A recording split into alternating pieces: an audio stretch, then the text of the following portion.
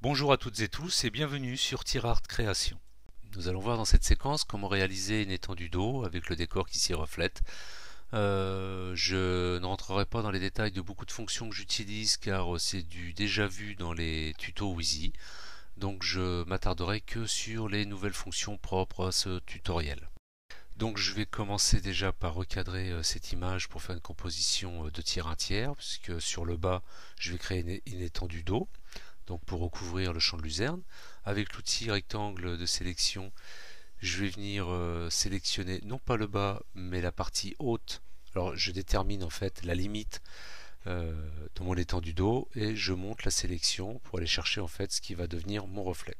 Donc je fais un copier-coller, ce qui génère un nouveau calque. J'appelle l'outil transformation et là je vais forcer la transformation vers le bas pour créer mon effet miroir.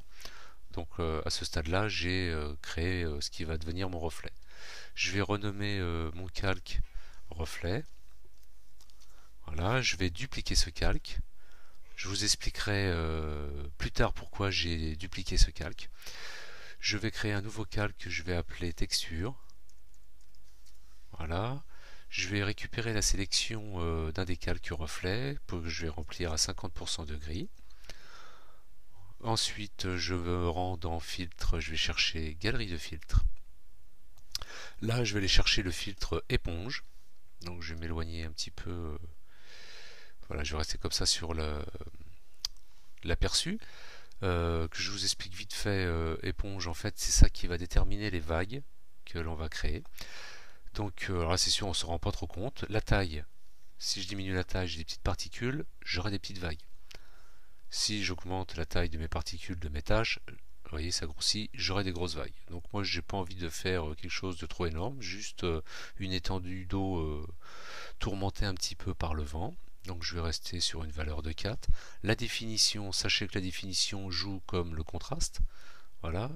Je vais dupliquer ce filtre éponge pour le mettre deux fois, donc la définition en fait va s'additionner. Je vais avoir un trop fort contraste, donc je vais rester sur une valeur de 12, 13, une valeur à peu près moyenne. Le lissage, alors là je vais grossir l'aperçu. Si je diminue le lissage, vous voyez j'ai une détérioration de mes tâches qui sont déchirées. Ça faut pas, ça risque de générer plein de petites particules blanches à la surface de l'eau qui vont pas être intéressantes du tout. Donc le lissage sans venir détruire vos tâches, venir juste au réglage, juste au moment où c'est plus détérioré. Voilà, comme ceci.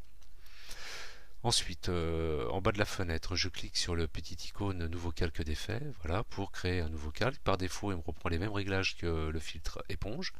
Donc je le laisse, c'est très bien, c'est ce que je voulais, pour en fait mélanger les textures. Je clique de nouveau sur cette icône pour créer, rajouter un filtre. Par contre, cette fois, je vais aller chercher le filtre bas-relief.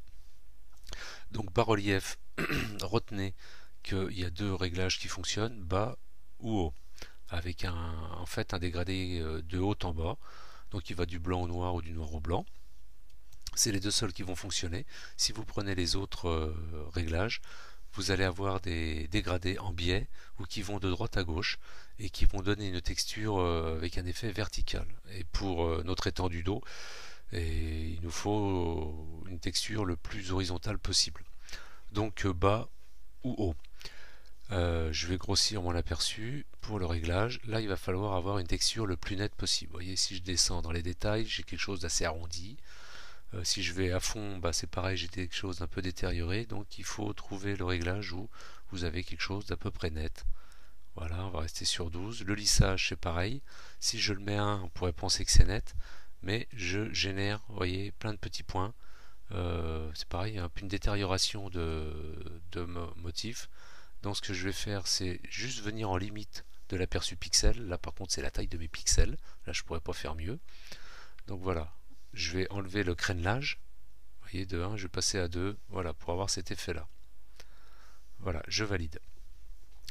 Sur ce calque, je vais rajouter un nouveau filtre. Là cette fois le filtre flou directionnel. Donc il va me permettre de générer en fait un peu la vitesse du courant ou la vitesse du vent. Vous voyez, si je pousse fortement la distance, on va avoir un effet très tiré, comme s'il y avait énormément de courant. Par contre, si je mets minimum, bon, ben, on n'a plus notre effet de vague, donc il va falloir monter la distance jusqu'à croiser, en fait, avoir un effet de croisillon de notre texture. Bon, moi j'ai pas envie d'avoir une eau qui court trop, juste une eau un peu tourmentée par le vent. Donc je vais rester sur cette valeur, voilà, sur 48. Voilà, c'est pareil, ça va dépendre aussi de la résolution de votre image. Je valide. Comme vous le savez, le filtre dispersion fonctionne avec les contrastes de l'image. On va donc recontraster cette texture en ajoutant un calque de réglage niveau. Donc par contre, oui, alors je vais écrêter mon calque de réglage pour qu'il ne s'applique qu'au calque texture. Et là, je vais venir pousser le contraste sans venir non plus brûler ou noircir trop mon image.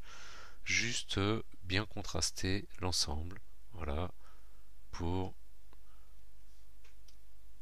avoir un bon effet avec le filtre dispersion. Comme on le voit, on a une texture qui est plutôt vue du dessus, dans une image qui est vue en perspective avec une profondeur de champ. Donc ce qu'on va faire, c'est mettre cette texture en perspective.